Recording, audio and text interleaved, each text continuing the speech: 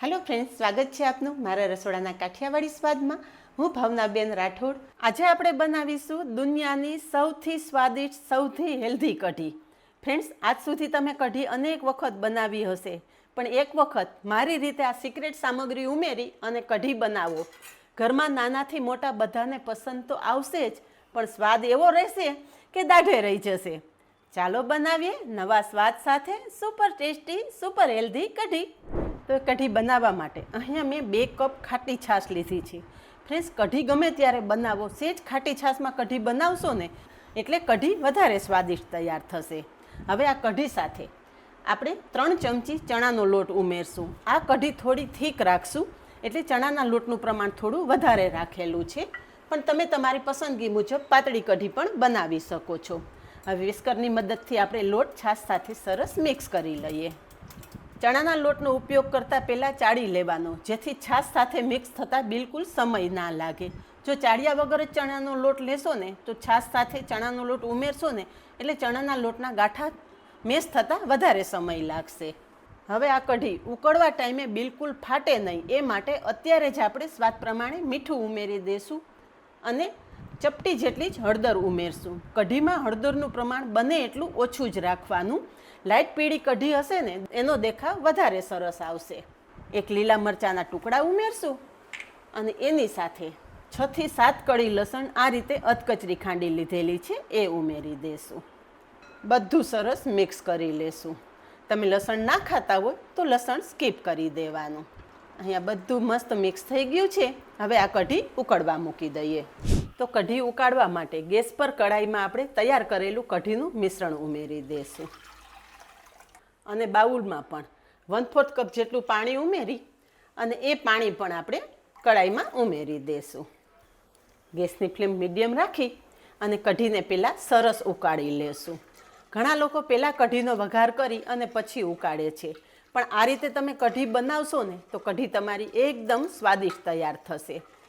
હવે આપણી કઢી ઉકળે ને ત્યાં સુધીમાં આપણે જે સિક્રેટ સામગ્રી ઉમેરવાની છે ને એની પ્રોસેસ કરી લઈએ.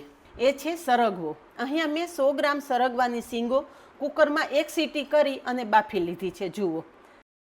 હવે તમે ઈચ્છો તો આ શીંગને બ્લેન્ડર ફેરવીને પણ મેશ કરી શકો છો, પણ શીંગ સારી રીતે બફાયેલી હશે ને તો હાથેથી આ રીતે ચોળશો ને એટલે શીંગ સરસ મેશ થઈ જશે અને સરગવાની શીંગમાં રહેલો બધો જ પલ્પ અલગ થઈ જશે.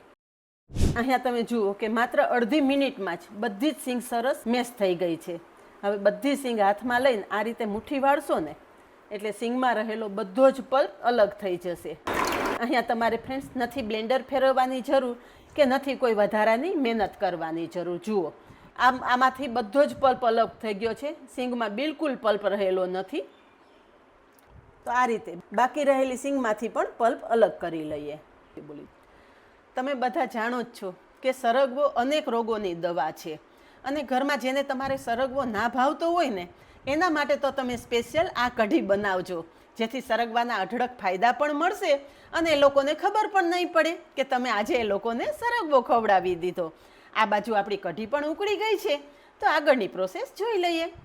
તો જુઓ ફ્રેન્ડ્સ, આપણી કઢી ઉકળી ગઈ ને ત્યાં સુધીમાં આપણે સરગવો મેશ કરી અને પલ્પ અલગ કરી લીધો છે. હવે જે સરગવાનો પલ્પ છે ને એ આપણે કઢીમાં ઉમેરી દઈએ. તો ફ્રેન્ડ્સ, તમે પણ આ રીતે ક્યારેય કઢી બનાવી છે? જો ક્યારેય ના બનાવી હોય ને તો એક વખત આ સુપર હેલ્ધી કઢી જરૂર બનાવજો. ઘરમાં બધાને ખૂબ જ પસંદ આવશે. જોયું ને ફ્રેન્ડ્સ કે પલ્પ કઢી સાથે એકદમ સરસ મિક્સ થઈ ગયો છે. હવે ઘરમાં કોઈને ખબર નહીં પડે કે આજે તમે સરગવો મિક્સ કરી અને આ સુપર ટેસ્ટી કઢી તૈયાર કરેલી છે. આ કઢી સાથે હજી એક આપણે બીજી સામગ્રી પણ ઉમેરી દઈએ. એ છે સિંગદાણાનો ભૂકો. તો અહીંયા મેં કાચા સિંગદાણાનો ભૂકો 2 ચમચી જેટલો લીધેલો છે. સિંગદાણા એકદમ સરસ ક્રશ કરી લેવાના અને સિંગદાણાનો ભૂકો પણ ઉમેરી દેવાનો. ફ્રેન્ડ્સ, આ કઢી કોઈ બીમાર માણસને ખવડાવશો ને તો એ બીમાર માણસ જલ્દી બેઠું થશે. સિંગદાણાનો ભૂકો પણ આપણે કઢી સાથે સરસથી મિક્સ કરી દેવાનો છે. આપણા વડવાઓ કહેતા કે 7 ઉફાણે કઢી તૈયાર થાય, કે જેમ જેમ કઢી ઉકળે ને એમ કઢી વધારે સ્વાદિષ્ટ થાય. કઢીને કાઢી અને તરત તમે વઘાર કરી નાખશો એના કરતાં 5 થી 7 મિનિટ કઢીને વધારે ઉકાળીને જ્યારે તમે કઢીનો વઘાર કરશો ને ત્યારે કઢીનો સ્વાદ ડબલ થઈ જશે. અને તમે જુઓ કે આપણે સિંગદાણાનો ભૂકો અને સરગવાનો પલ્પ ઉમેર્યો ને તો કઢી આપણી હતી એના કરતાં વધારે ઘટ થઈ ગઈ છે. અહીંયા કઢી એકદમ સારી રીતે ઉકળી ગઈ છે. હવે કઢી આપણે સાઈડમાં રાખી દેશું અને કઢી ઉપર એક સ્પેશિયલ વઘાર કરી લેશું. અહીંયા વઘારિયામાં આપણે 2 ચમચી જેટલું ઘી ઉમેરશું. ફ્રેન્ડ્સ, કઢી ગમે ત્યારે બનાવો, ઘીથી જ વઘાર કરવાનો, કઢીનો સ્વાદ અનેક ગણો વધી જશે. ઘી ગરમ થાય ને એટલે 1 ચમચી રાઈ, મેથી અને જીરું ઉમેરશું. કઢીમાં મેથીનો પણ સરસ ટેસ્ટ આવતો હોય છે, તો મેથી પણ ખાસ ઉમેરવી. એની સાથે જ 3 લવિંગ, 3 નાના ટુકડા તજ, 1 તમાલપત્ર, સાથે 2 સૂકા લાલ મરચાં અને 8 થી 10 મીઠા લીમડાના પાન ઉમેરશું. અહીંયા વઘાર સરસ તૈયાર થઈ જાય ને એટલે ચપટી જેટલી હિંગ ઉમેરશું અને ચપટી જેટલું લાલ મરચું પાવડર ઉમેરશું અને તરત જ તૈયાર કરેલો વઘાર કઢીમાં ઉમેરી અને ઢાંકણ ઢાંકી દેશું, જેથી વઘારની એકદમ સરસ ફ્લેવર કઢી સાથે મિક્સ થઈ જાય. વઘાર કઢી સાથે સરસ મિક્સ કરી લેશું. કઢીનો વઘાર સરસ થઈ ગયો છે. હવે છેલ્લે 2 ચમચી જેટલો ગોળ ઉમેરશું. જો તમે મીઠી કઢી ખાવી પસંદ ના કરતા હોય તો ગોળ ઉમેર્યા વગર પણ આ કઢી રોટલા સાથે બહુ સરસ લાગશે. ગરમ કઢી છે એટલે ગોળને મિક્સ થતાં બિલકુલ સમય નહીં લાગે. બસ બધું કમ્પ્લીટ તૈયાર થઈ જાય ને એટલે છેલ્લે ફ્રેશ સમારેલી કોથમરી ઉમેરી દેશું. તો જોતાં જ ખાવાની ઈચ્છા થઈ જાય ને. એટલી મસ્ત આપણી સુપર હેલ્ધી કઢી તૈયાર થઈ ગઈ છે. આ કઢી તમે રોટલી, ભાખરી કે રોટલા સાથે એમ જ ખાઈ શકો છો, શાકની જગ્યાએ ઉપયોગમાં લઈ શકો છો. પણ ભાત કે ખીચડી સાથે પણ આ કઢી બહુ મસ્ત લાગશે.